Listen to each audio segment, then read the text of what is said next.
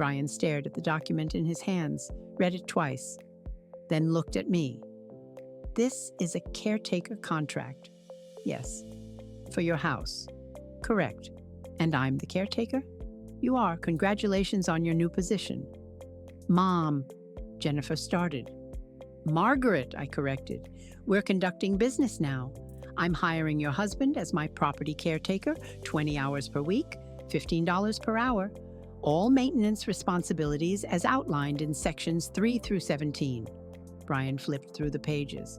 Lawn maintenance, gutter cleaning, snow removal, fence repair, garden upkeep, window washing, deck staining. Yes. Everything you and Jennifer said was too much work for me. You were right. It is too much work. So I'm hiring help. You? I have a job. This is in addition to your job. 20 hours weekly, flexible scheduling. You can work evenings and weekends. I'm quite accommodating. Jennifer's face was red. This is ridiculous. We said you should sell because maintaining this house is too much for you, not because we wanted to do the work. Then I suppose you shouldn't have volunteered Brian's services, but you did, multiple times. Brian could help with that. Brian knows how to fix things. Brian's good with yard work. Well, now he's being compensated for his skills. Fair is fair. I never agreed to this, Brian said. You haven't signed yet, but the contract is valid if you accept. And Jennifer has been insisting for months that this house needs care I can't provide. So either you provide it or I'll hire someone else at commercial rates, which are considerably higher than $15 per hour. I handed him a second document. This is a quote from a property management company. $300 per week for equivalent services. That's $15,600 annually. Your contract is for $15,600 annually. Same cost, but the money stays in the family. Jennifer grabbed the quote. Read it. Paled. $300 a week? Maintaining a 4-bedroom house on 2 acres is expensive. Who knew? My name is Margaret Eleanor Hartwell.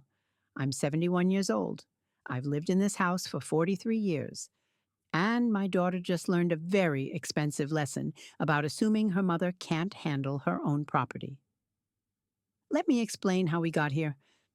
I bought this house in 1981. My husband Robert and I had been married for 5 years. We had one daughter, Jennifer, who was 3 years old. We'd been renting a small apartment downtown, cramped, loud, no yard. Robert worked as an engineer. I worked as a high school teacher.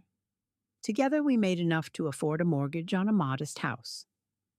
We found this property in June 1981. 4 bedrooms, 2 bathrooms, 2 acres of land, mature trees, a creek running through the back. It needed work. The previous owners had let things slide, but it had good bones. The price was $115,000. We put down $23,000, took out a 30-year mortgage for $92,000 at 14.5% interest.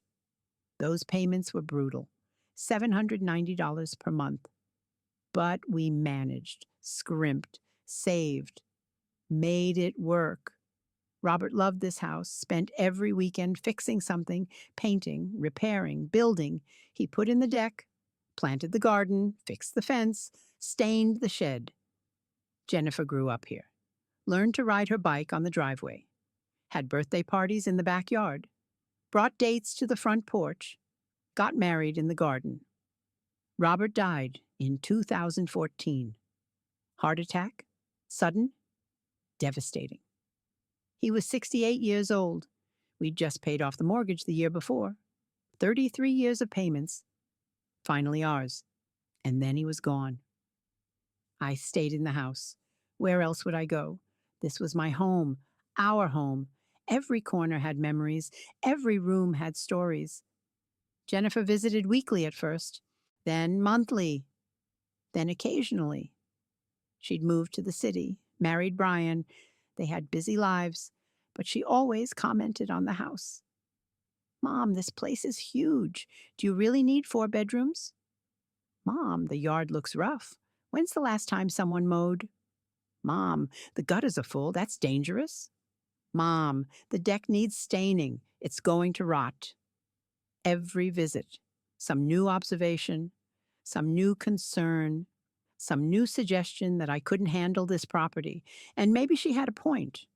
The house was big, the yard was large, maintenance was constant, but it was my house, my home, and I wasn't ready to leave. Jennifer started the serious pressure campaign 6 months ago, March 2024. She showed up on a Saturday with Brian. They had something important to discuss. We sat in my living room. Jennifer had brought documents, printouts from real estate websites. Mom, we need to talk about this house. What about it? It's too much for you. You're 71. You can't keep up with maintenance. The yard's a mess. The gutters haven't been cleaned in years. The fence is falling down. I'm aware of those issues. I'm handling them. How? By ignoring them? By prioritizing. The fence isn't urgent. The gutters can wait until fall. The yard gets mowed when I have time. See, that's the problem. You don't have time or energy or ability. Mom, this house is too much work. For you, perhaps. Not for me. Brian jumped in. Margaret, we're worried about you. This property is 4,200 square feet on 2 acres. That's a lot to maintain, especially alone. I've managed for 10 years since Robert died. And it shows, Jennifer said, then caught herself. I mean, the house looks tired. It needs work you can't do. Can't or won't? Does it matter? The result is the same: deferred maintenance, declining value, safety hazards. What safety hazards? The deck, it's rotting. You could fall through. I had it inspected 2 years ago. It's structurally sound. 2 years ago. Things change. Mom, please be reasonable. Sell this house. Move into something manageable, a condo, senior living, something where you don't have to worry about yard work and repairs. I don't want a condo. But you need one, whether you want it or not. That phrase stuck with me: you need one, whether you want it or not, as if my preferences didn't matter, as if being 71 meant surrendering autonomy. I'm not selling, I said firmly. Mom, Jennifer, I appreciate your concern, but this is my house. My decision. I'm not selling. She left, frustrated, but she didn't stop. Over the next 6 months, the campaign intensified. Every phone call. Have you thought more about selling? Every visit. This place is falling apart. Every conversation. You're being stubborn. She sent me links to condos, to retirement communities, to senior apartments. She offered to help me pack, to hire movers, to list the property. She brought Brian to assess repairs. He'd walk around with a clipboard, making notes, sighing loudly. The roof needs replacing, $20,000 at least. The HVAC system is 20 years old, could fail any day. The plumbing is original to the house. You're lucky you haven't had a major leak. Every assessment ended the same way. You should sell. In August, Jennifer brought her trump card. Actual real estate agents, 3 of them, smiling, professional, ready to help me transition to the next phase of life. They walked through my house, took notes, calculated values. Beautiful property, the first one said. Solid bones, needs some cosmetic updates. We could list it for $650,000. $650,000, Jennifer repeated. Mom, that's a lot of money. You could buy a nice condo for $300,000 and have $350,000 left over. Invest it. Live comfortably. I'm already living comfortably. In a house that's falling apart. It's not falling apart. It needs maintenance. All houses do. The agents left their cards. Jennifer collected them, kept them in her purse. Think about it, Mom, please. I did think about it. Thought about how Jennifer had gone from concerned daughter to property manager. How she'd decided my house was too much work without asking if I agreed. how she'd brought strangers into my home to value it like I was already gone. And I got angry. Not explosive angry, not yelling angry. Quietly, coldly, calculatedly angry.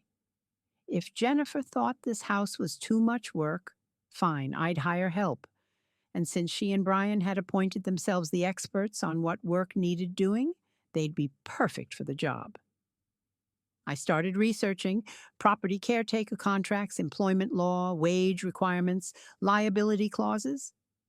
I learned that in my state, you could hire independent contractors for property maintenance. Set hourly rates, define responsibilities, create binding agreements. I learned that 20 hours per week at $15 per hour equals $300 weekly, $15,600 annually. Exactly what a professional property management company would charge. I also learned that once someone accepts such a contract, they're legally obligated to fulfill it or face breach of contract claims. Perfect. I called my lawyer, Martin Fisher, same lawyer who'd done Robert's estate. Martin, I need an employment contract drawn up. Property caretaker position, 20 hours weekly, specific maintenance duties. Can you do that? Of course. Who are you hiring? My son-in-law. Does he know? Not yet. Margaret. He and Jennifer have been insisting my house needs more care than I can provide. They're correct. So I'm hiring Brian to provide that care, professionally, legally, for fair market wages. Silence, then. This is revenge. This is practical. They identified a need. I'm meeting it. By forcing your son-in-law to do yard work? By compensating him fairly for services he's repeatedly offered to provide. What's the problem? The problem is he's going to hate this. Then he shouldn't have volunteered. Martin sighed. Fine. Send me a list of responsibilities. I'll draft the contract. I spent a week creating the list. Every maintenance task Jennifer and Brian had mentioned over the past 6 months. Lawn mowing, weekly during growing season. Gutter cleaning, twice annually. Snow removal, as needed during winter. Garden maintenance, weeding, mulching, pruning. Deck staining, annually. Fence repair, as needed. Window washing, quarterly. Driveway sealing, every 2 years. Leaf removal, fall season. Irrigation system maintenance, spring and fall. Minor repairs, as requested by property owner. I sent it to Martin. He called me back the same day. Margaret, this is a full-time job. 20 hours per week isn't full-time. For this much work it is, you're asking for professional-level landscape maintenance plus handyman services, which is what a property management company would provide. I have the quote to prove it. Yes, at $300 per week, because they have staff and equipment. Brian doesn't. Brian has a lawnmower, tools, a truck. He's mentioned all of these things. He's capable. Capable and willing are different. He's been telling me for 6 months what work needs doing. Now he can do it. For pay, he's going to refuse. Then I'll hire someone else at commercial rates, which I'll mention to Jennifer, along with the fact that her husband turned down $300 weekly because he didn't want to work for it. Martin laughed.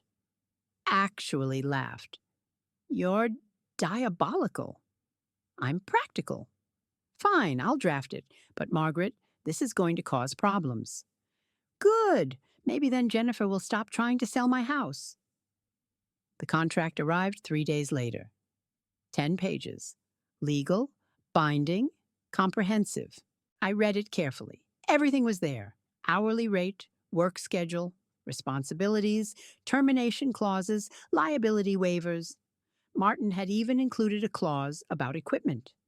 Brian would provide his own tools and receive a monthly stipend of $50 for maintenance and fuel. Perfect. I called Jennifer. Can you and Brian come over Saturday? I have something to discuss. About selling? About the house, yes. Finally, we'll be there at 10. They arrived right on time, Jennifer practically bouncing with excitement, Brian cautiously optimistic. I had coffee ready, cookies cookies, the contract in a folder on the table. So, Jennifer said, sitting down, you're ready to talk about selling? Not exactly. Her face fell. Mom, you've been telling me for months that this house needs more maintenance than I can provide. You're right, I need help. Yes, that's why selling makes sense. So I'm hiring help. Hiring help?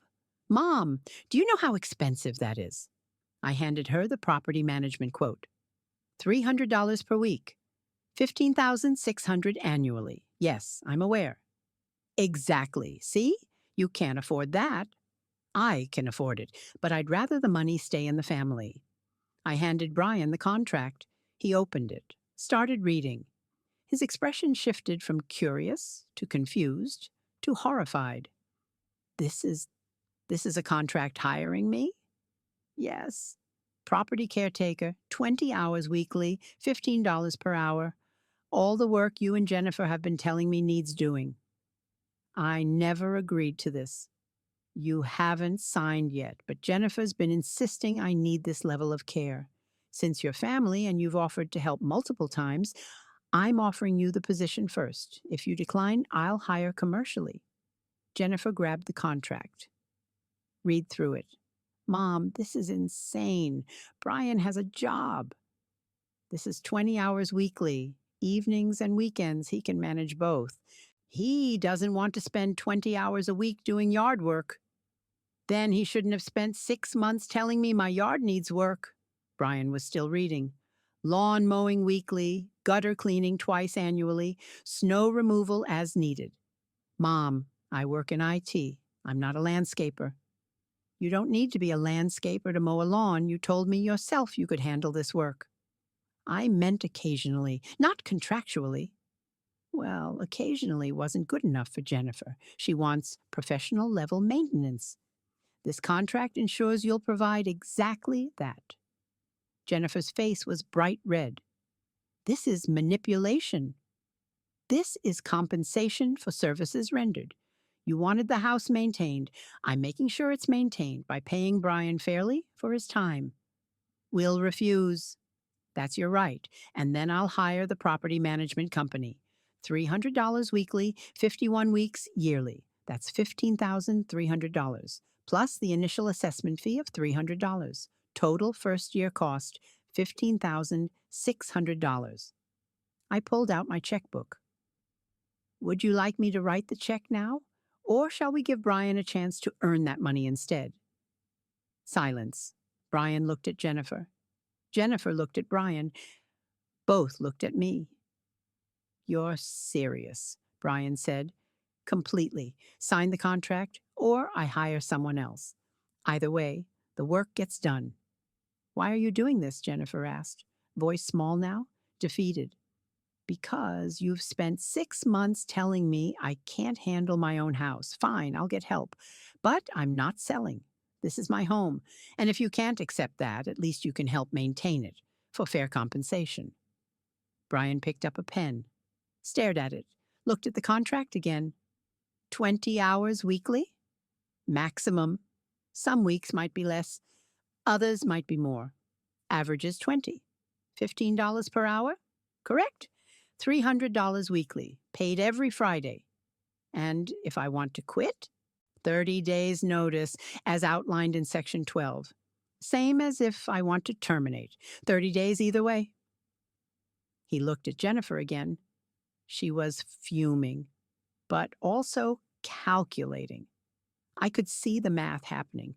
$300 weekly versus whatever a property management company would charge, versus Brian doing the work for free, which he'd been volunteering to do anyway.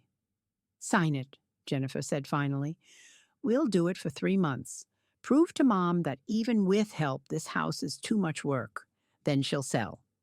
Or, I said pleasantly, you'll realize the house is perfectly manageable with proper maintenance, which I'm now paying for. Brian signed. I signed. Martin's secretary would notarize it Monday. And just like that, my son-in-law became my employee. The first week was hilarious. Brian showed up Saturday morning at 9 a.m. I had a list ready. Mow the lawn, front and back, trim around trees and fence line, edge the driveway and walkways. Should take about 3 hours. He stared at the list. 3 hours? This is a 2-acre lot. Yes. And you have a riding mower, correct? A push mower. Then I suggest you invest in a riding mower or add extra hours to account for the longer time. Your choice. I'm not buying a riding mower for your yard. Then use the push mower and bill me for the actual time. We'll adjust the weekly hour estimate accordingly. He mowed. Took him 5 hours. He was exhausted, sweaty, miserable. 5 hours, he said when he finished, at $15 per hour. $75 for one day. Correct. And next week you'll need to do it again. And the week after. And every week until October when the growing season ends. Every week? Grass grows, Brian. Surely you knew that. He left. Came back Wednesday evening for gutter cleaning. Discovered they were worse than he thought. Packed with leaves, debris, small trees growing in the downspouts. Took him 4 hours, $60. When's the last time these were cleaned? He yelled down from the ladder. 2 years ago. Robert always did it in the fall. I've been meaning to hire someone. 2 years, Margaret. This is dangerous. Which is why I hired you. Keep working. By the end of week 1, Brian had logged 13 hours, $195. And he looked like he'd aged 5 years. Week 2 was worse. Garden maintenance. I had flower beds along the front walk, around the deck, and bordering the driveway. 27 flower beds total. All needed weeding. This is going to take forever, he said, staring at the beds. Then you'd better get started. I'd like them done by the end of the month. He weeded. 4 hours Saturday, 3 hours Sunday, another 3 hours the following Wednesday. 10 hours, $150. And he'd only finished 12 of the 27 beds. How do you let it get this bad? He demanded. I'm 71. You kept telling me I couldn't handle it. You were right. So you hire me to fix your problem? I'm paying you. That's how employment works. Jennifer called me that night. Furious. Mom, you're working Brian to death. I'm compensating him fairly for the work you insisted needed doing. He's exhausted. He comes home filthy and sore every day. Manual labor is tiring. Perhaps he should invest in better gloves. This is ridiculous. You're punishing him. I'm employing him. If he wants to quit, Section 12 allows for that. 30 days notice. We're not quitting. We're proving a point. What point? That maintaining a house requires work? I already knew that. She hung up on me. Week 3 brought the first rain and the first snow removal test. We got 6 inches. Unexpected October storm, I called Brian at 7 a.m. Snow removal is needed. Driveway and walkways, as per contract. It's 7 in the morning. Snow doesn't care about time. I need to get my car out by 9. He showed up at 7:30. Spent 2 hours shoveling. Came inside afterward for coffee. I can't keep this up, he said. This is too much, on top of my actual job. Then hire a snow removal service and bill me for the cost. The contract allows for subcontracting with prior approval. You want me to find someone to plow your driveway? If you can't do it yourself, yes. That's part of property management. I'm not a property manager. You are now, unless you'd like to give notice? He didn't give notice, but I could see him thinking about it. Week 4 nearly broke him. The fence. I'd mentioned it needed repair. He'd agreed. Now he had to actually do it. 47 fence posts along 2 acres of property line. 12 needed replacing. 21 needed reinforcement. All needed staining. This is a week-long project, he said. Then you'd better start. I'm not paying overtime, so budget your hours wisely. He worked every evening that week, plus both weekend days. 23 hours total, $345, and the fence was only half done. I need another week. he told me Friday. Fine, but remember, you're already at 23 hours this week.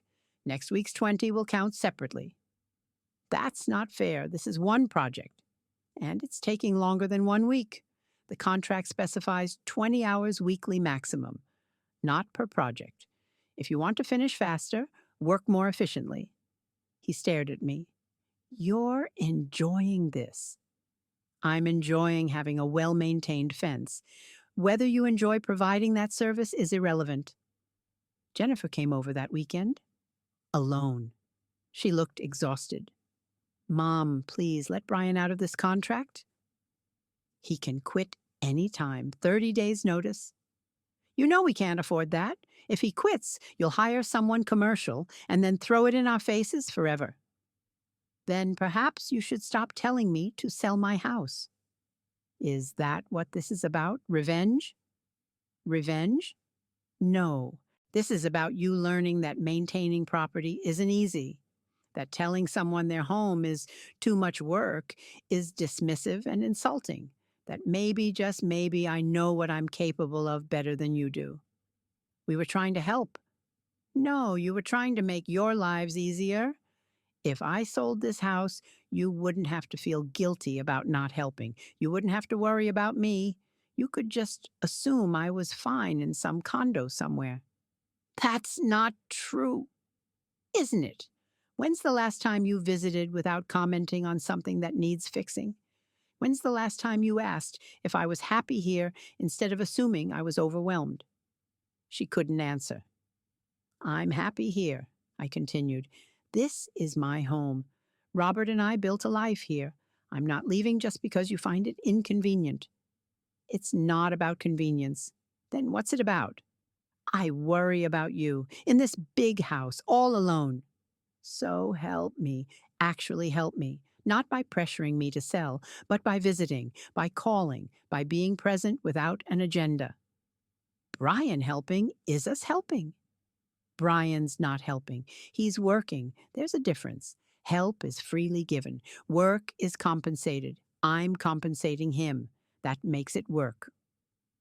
She left crying. I felt a little bad, but only a little, because Jennifer needed to understand.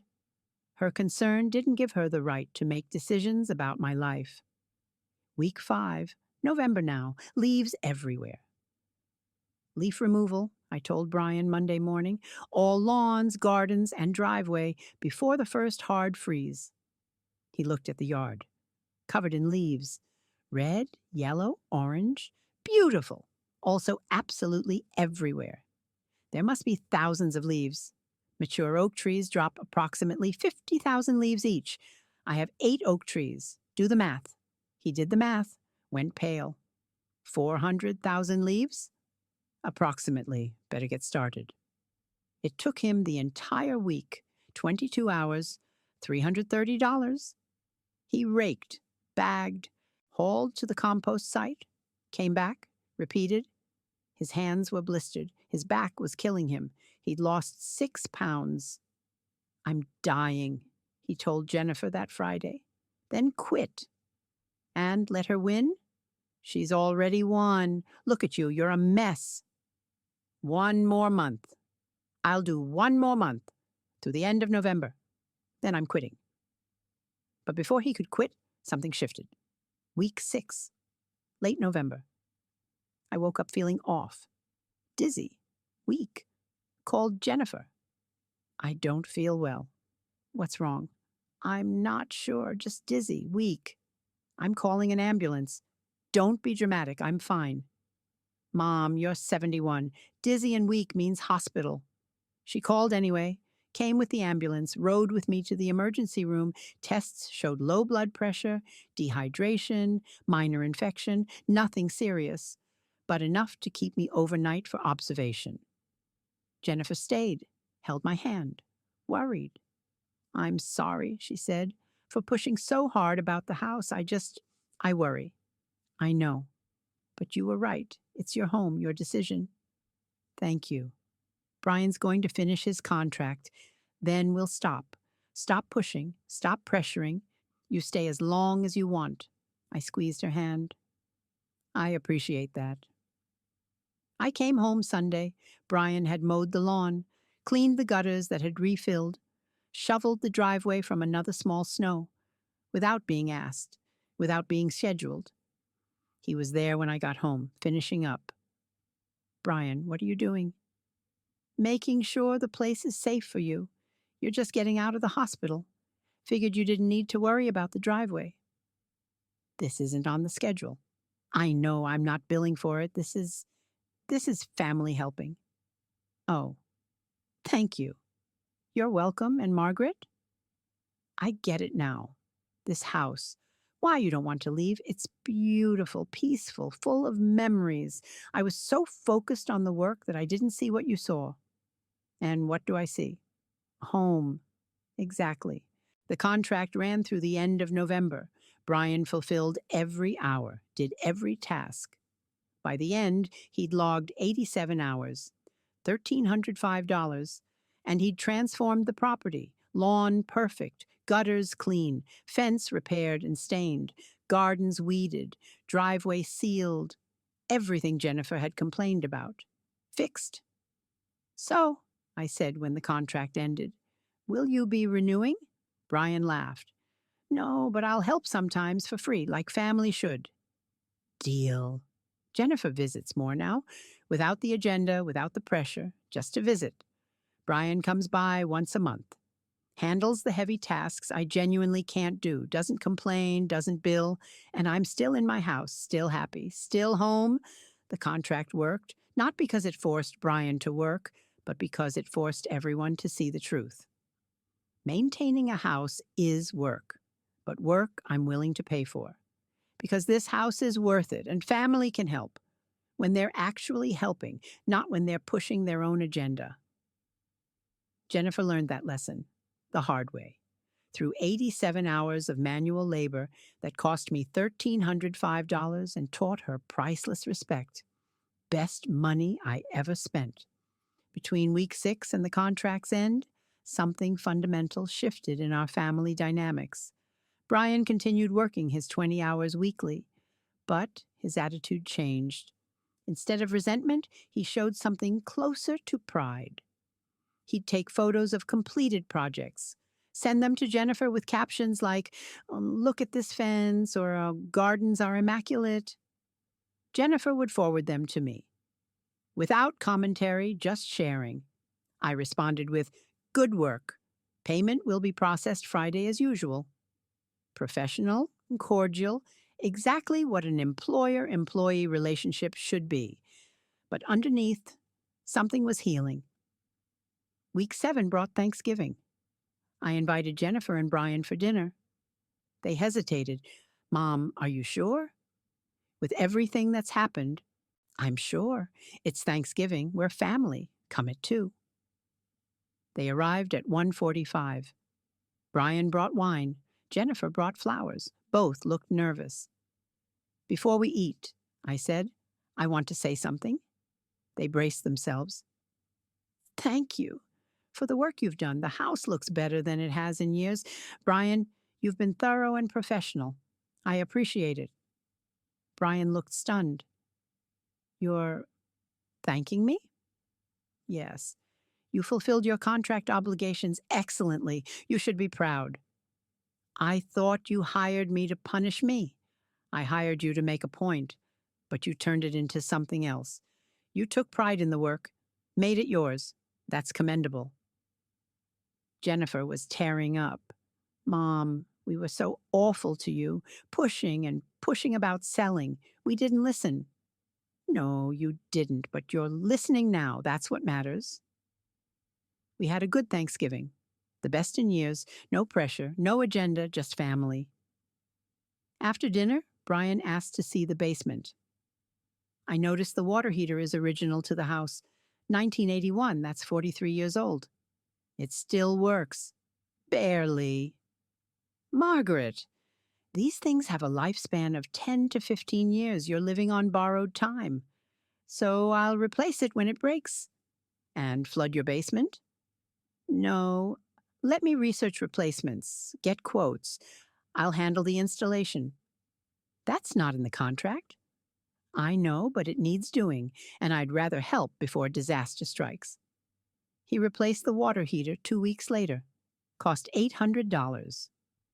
He split it with me, 400 each. Family rate, he said. I pay for the unit. You pay for my time installing it. Fair. Week 8, early December, holiday decoration time.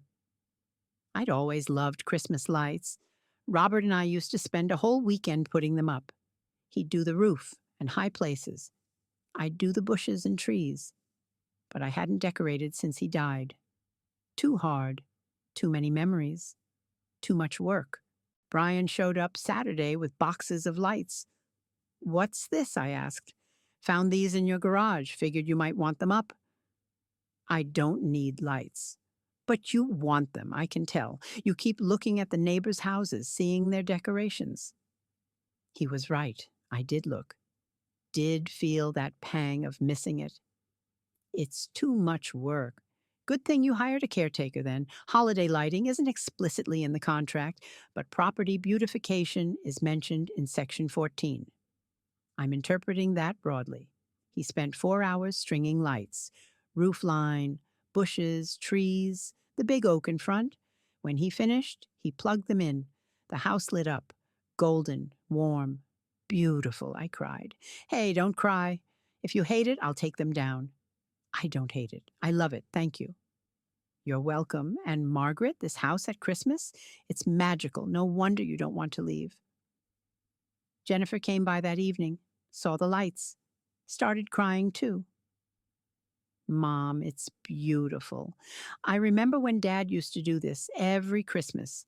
I'd forgotten how magical it looked. Brian did it. Brian did it because he's starting to understand what this place means, why it matters. Yes, finally.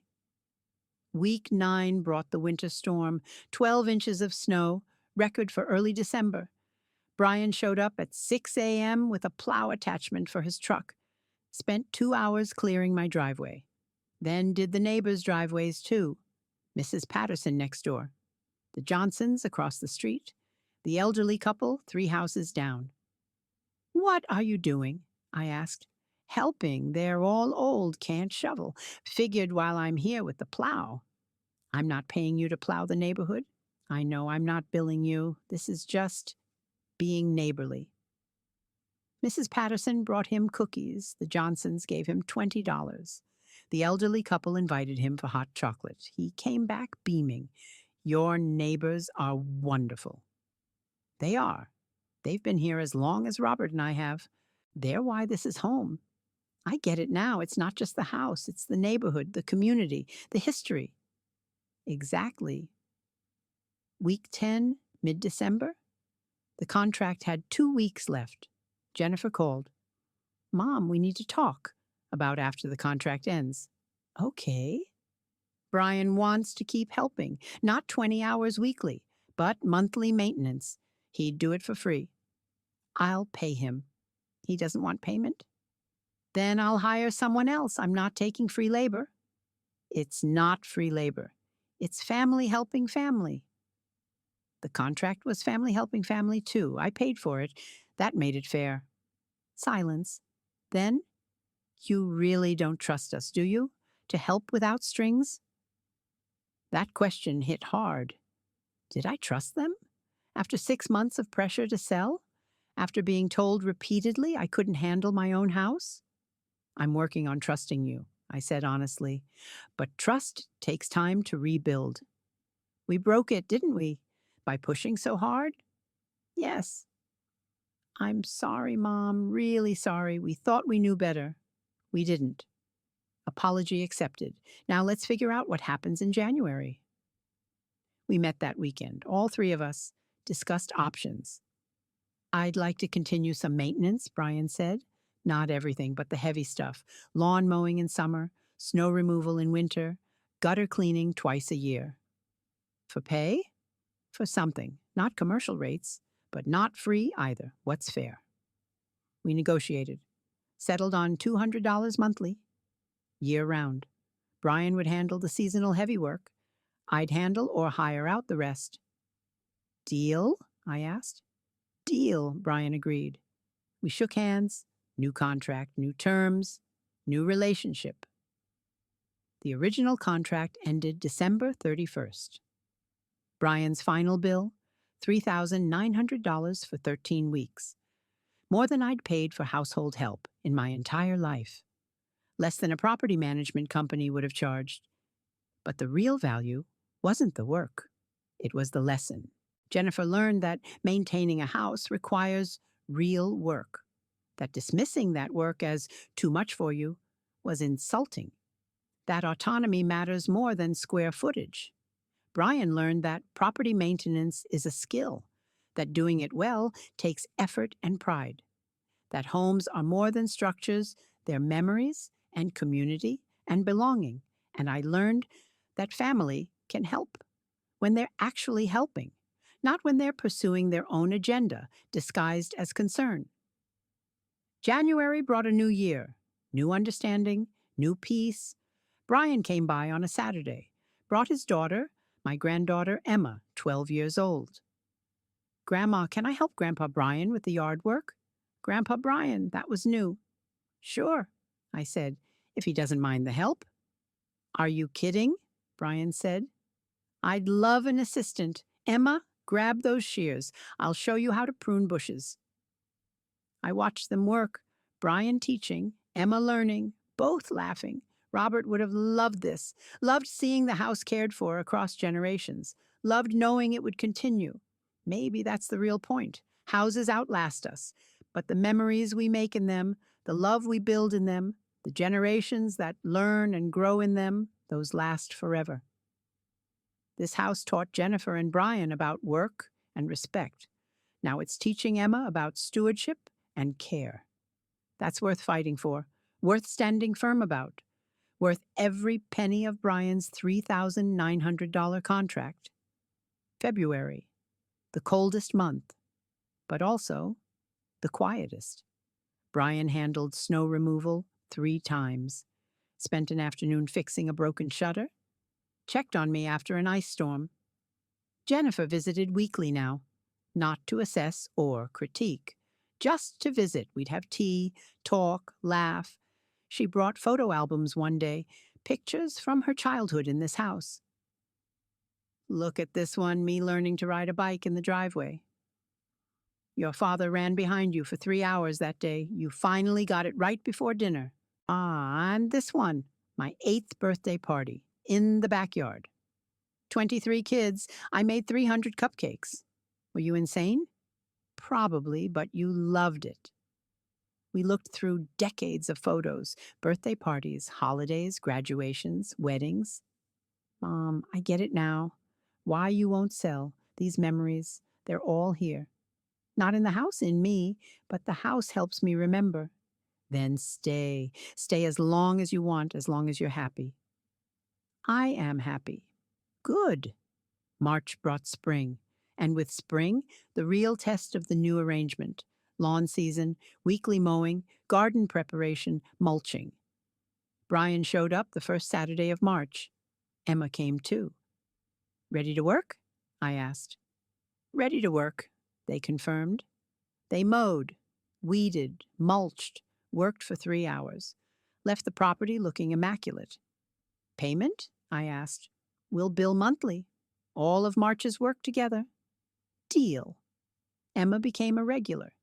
Every Saturday, learning to mow, to prune, to identify weeds versus flowers. Why do you like yard work so much? I asked her one day. Because it's like art. You're creating something beautiful, and then you get to see it, touch it, smell it. It's real. Your grandfather Robert felt the same way. Really? Really. He'd spend hours in the garden, said it was where he felt closest to God, or nature, or peace, all of the above.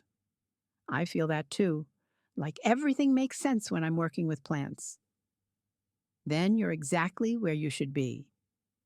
April brought rain. Lots of rain and mud and drainage issues.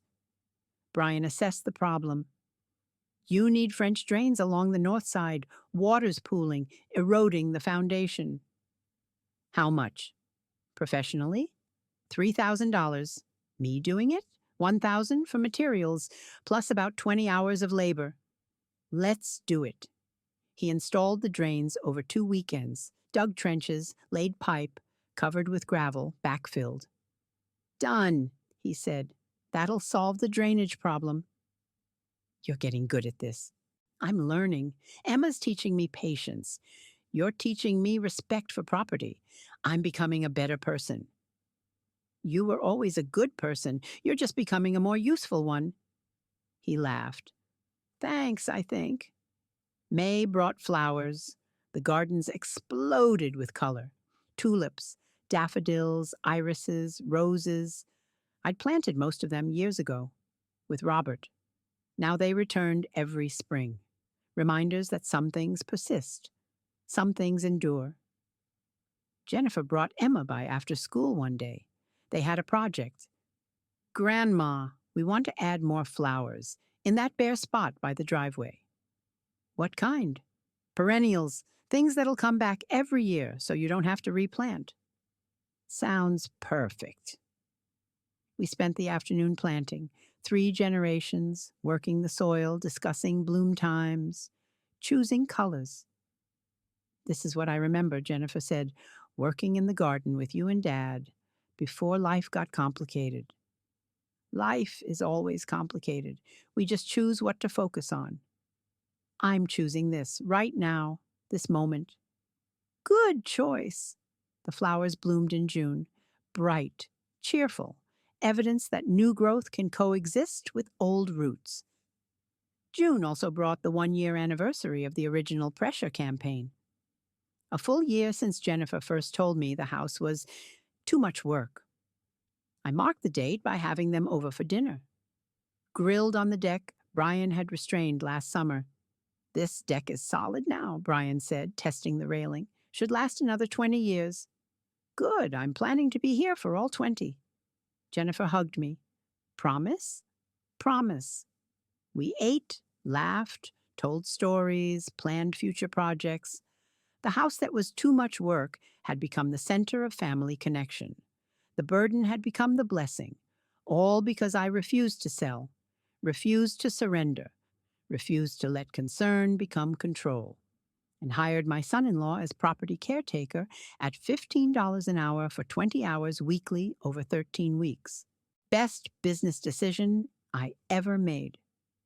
July brought heat, record temperatures, 98 degrees for 5 days straight. My air conditioning struggled. The unit was original to the house, 43 years old, like the water heater had been. It died on day 3 of the heat wave. I called Brian. The AC is dead. I'll be right there. He showed up with fans, portable units, ice. You can't stay here. It's 95 degrees inside. I'm fine. You're 71, you'll have heat stroke. Come stay with us until we fix this. I'm not leaving my house. Mom, Jennifer had come too. Please, just for a few days, until Brian replaces the AC. How much will that cost? Brian did quick research on his phone. $5,000 to $7,000 for a new system, installation included. $7,000. Central air for a 4,000 square foot house, that's the cost. I sat down. $7,000. I had it in savings, but that was a significant expense. Maybe I don't need central air. Maybe window units would work. Margaret, you need central air. This is Florida. Summers are brutal. You need proper cooling. $7,000 is too much. Then I'll finance it. Interest-free payment plan. You pay me monthly, whatever you can afford. I'm not taking a loan from you. Yes, you are, because I'm not letting you live in 95-degree heat. End of discussion. He installed the new system over the next week. State-of-the-art, energy efficient, quiet. This will last 20 years, he said, and cut your electric bill in half. How much do I owe you? $6,800. At $200 per month, that's 34 months. Call it 3 years. We'll add it to the regular maintenance fee. Brian, I know you can afford to pay it outright, but I also know you're stubborn about taking help, so we're calling it a payment plan. Pride intact, problem solved. Smart man. August. The month Robert died? 10 years ago. I always got melancholy in August. Jennifer knew. She came over the anniversary day, brought flowers for Robert's garden.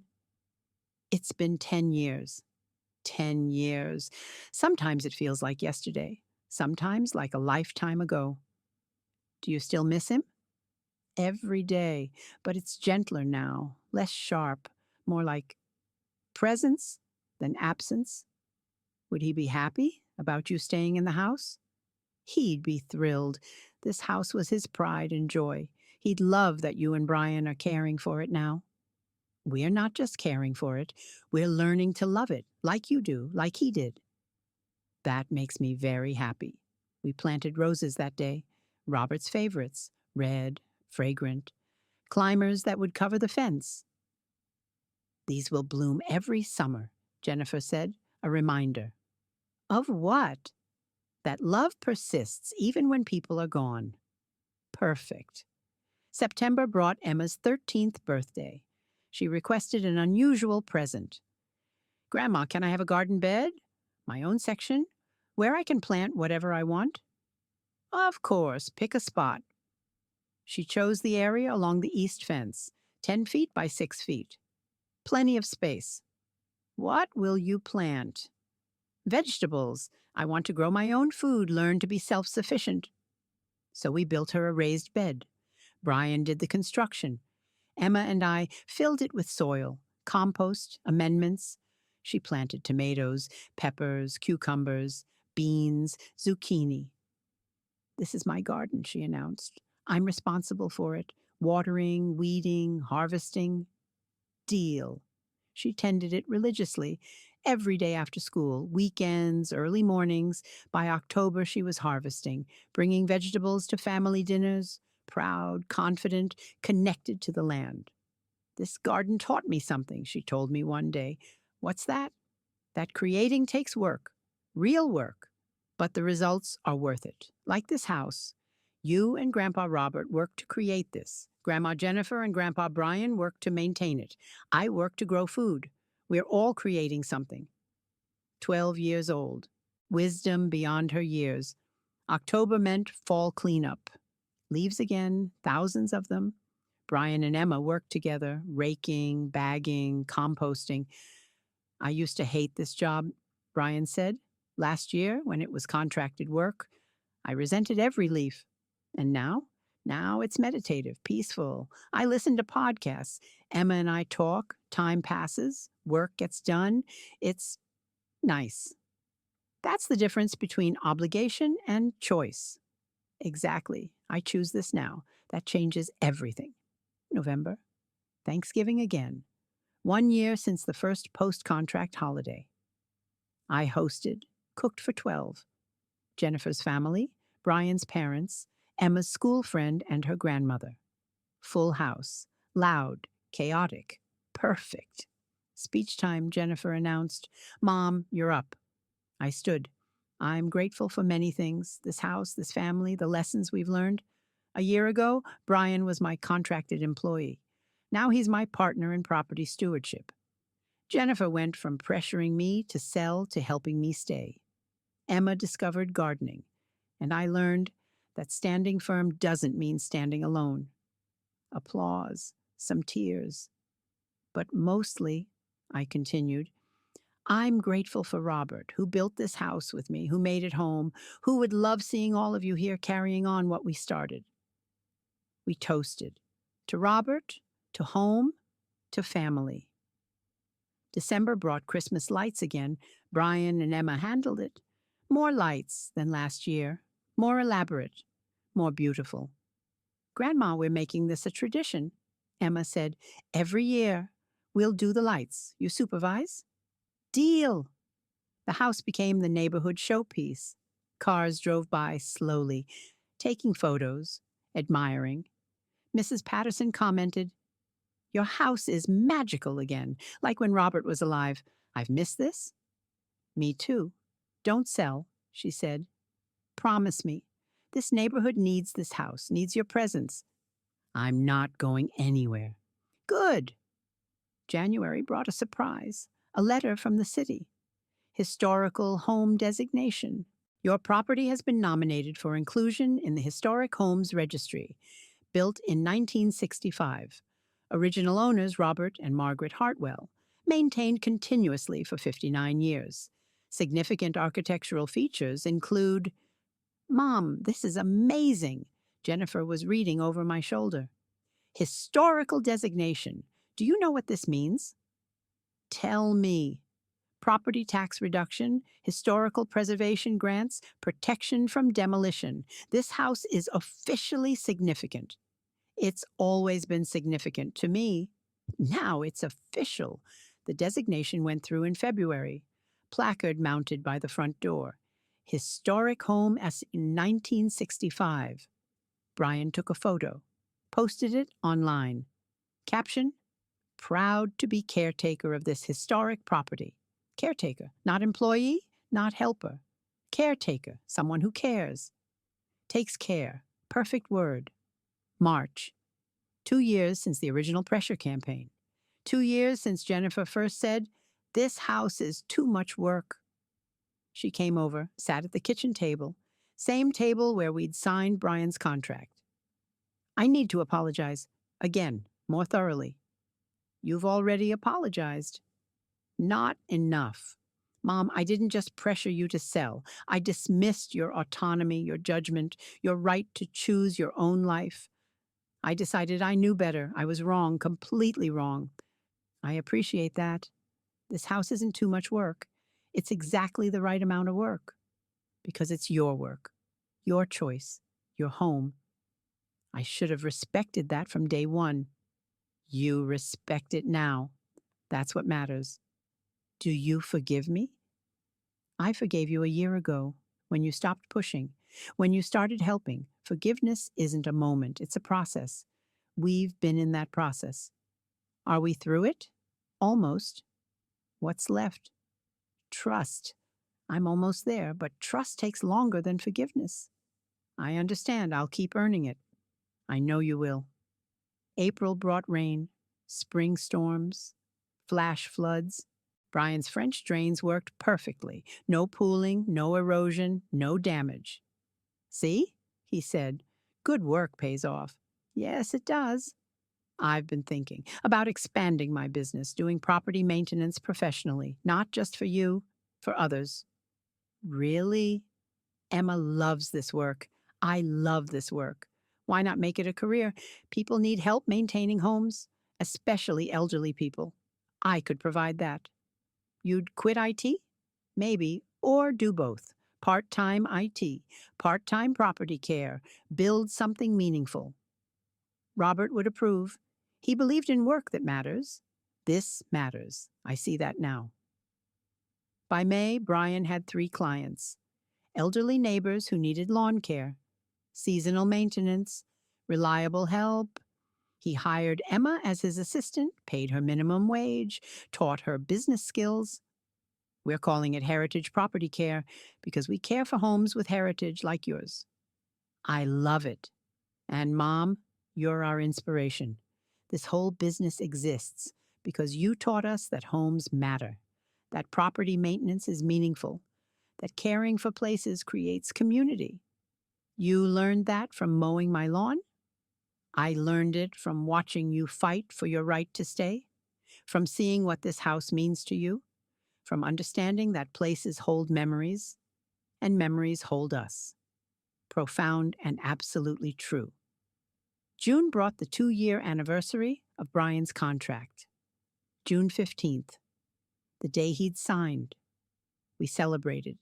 Dinner at my house, cake from the bakery. 2 years ago, you made me your employee, Brian said. I was furious, felt manipulated. You were manipulated. I was making a point. You were, but you were also creating something. This, he gestured around. This family, this understanding, this business, all because you refused to be dismissed. And you refused to quit. I wanted to. Week 5, nearly quit, but Jennifer wouldn't let me. Why not? I asked Jennifer. Because I realized you weren't punishing Brian. You were teaching us, both of us, about respect, about work, about home. I couldn't let Brian quit before we learned the lesson. And what was the lesson?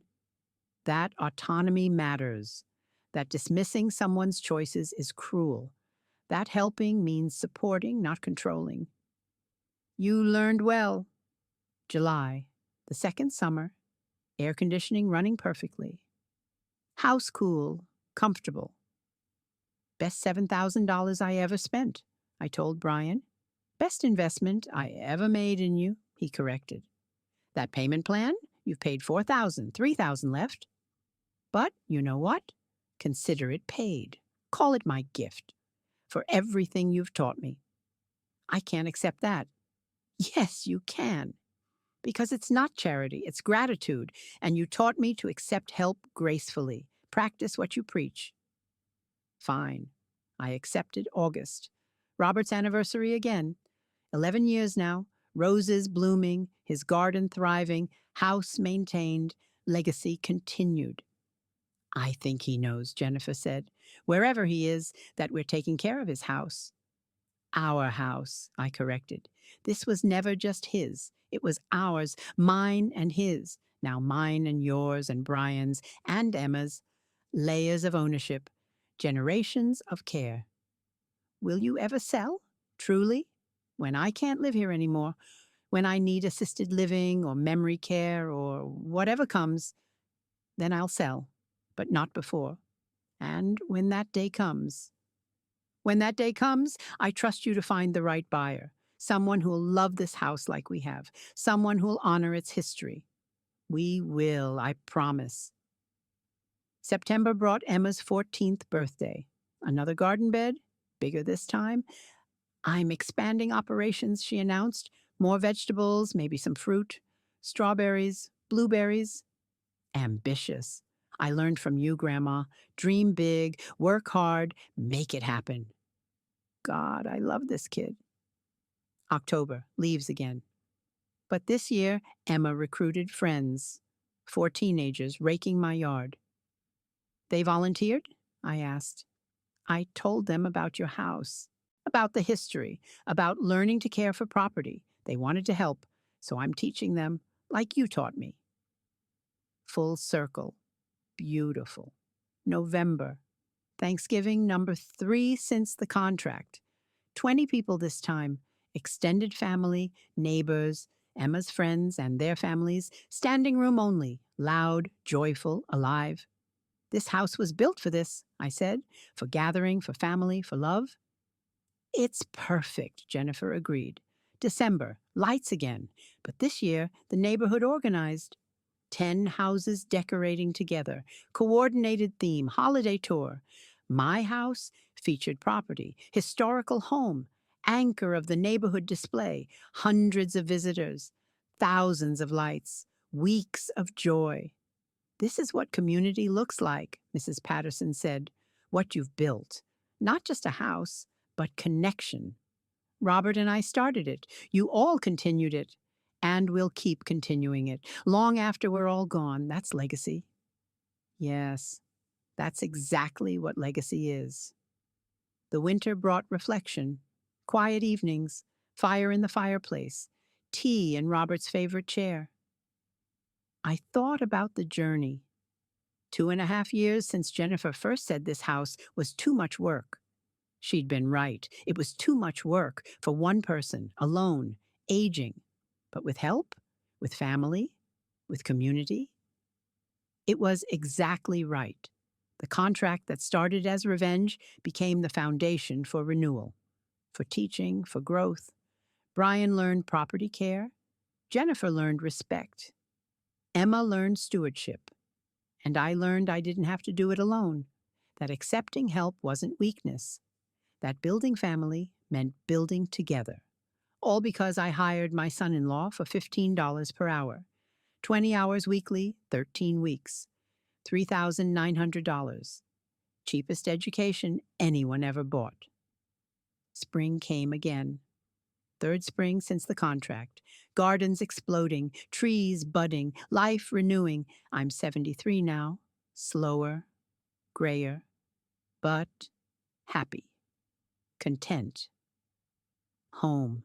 This house that Jennifer calls too much work remains my sanctuary, my memory bank, my legacy, and I'm staying for as long as I can, for as long as my body allows, for as long as this place is home.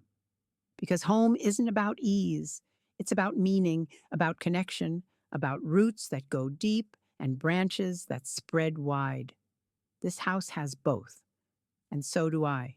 Brian's company is thriving.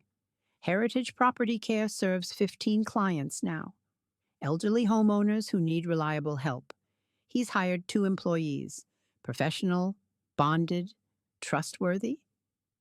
We're changing lives, he tells me, helping people stay in homes they love, providing the care they need, making autonomy possible. You learned that from me? From you, from this house, from that contract that changed everything. Jennifer works part-time for Brian now, handling administrative work, scheduling, client relations, family business, she says, built on lessons learned from Mom's stubbornness. I prefer principled resistance. Fine, your principled resistance created our business. Better? Much better. Emma is 15 now, talking about landscape architecture for college, environmental design, sustainable property management. I want to help people create spaces like this, like your house, Grandma, places that matter, places worth fighting for. You will, I have no doubt. The house that was too much work became the foundation for 3 careers, 1 thriving business, and countless lessons about autonomy, respect, and love. Not bad for 4 bedrooms on 2 acres. Last week, a developer approached me, wanted to buy the property, demolish the house, build condos. I'll give you $1.2 million, cash, 30-day close. I laughed. No, thank you. 1.5 million. That's above market value. I don't care. I'm not selling. But this is a historic home, legally protected. I'm not interested in your offer, not at any price. Please leave. He left. I called Jennifer. Someone tried to buy the house, offered 1.5 million. What did you say? No. Good, because this house is priceless, literally priceless. You can't put a number on legacy. Exactly. Tonight, I'm sitting on the deck Brian restored, watching the sunset, listening to the creek, feeling the peace that only comes from being exactly where you belong. This house isn't too much work. It's exactly enough work. Work that matters, work that builds family, work that creates legacy. And I'm grateful for every stubborn day, every refused sale, every contracted hour, for Jennifer learning to respect my choices, for Brian learning to respect this property, for Emma learning to respect the land, for the lesson that homes aren't burdens, they're blessings if you're willing to fight for them. I fought, I won, and I'm staying for as long as this house will have me, for as long as these walls hold memories, for as long as this place is home, which is to say, forever, or until I can't anymore. But even then, the legacy continues. The lessons persist. The love remains. That's what Robert and I built. Not just walls and roof and floors, but meaning, purpose, home, and that's worth more than any developers offer, worth more than any inconvenience, worth more than any amount of work. Because this house, it's not too much work. It's exactly the right amount of work.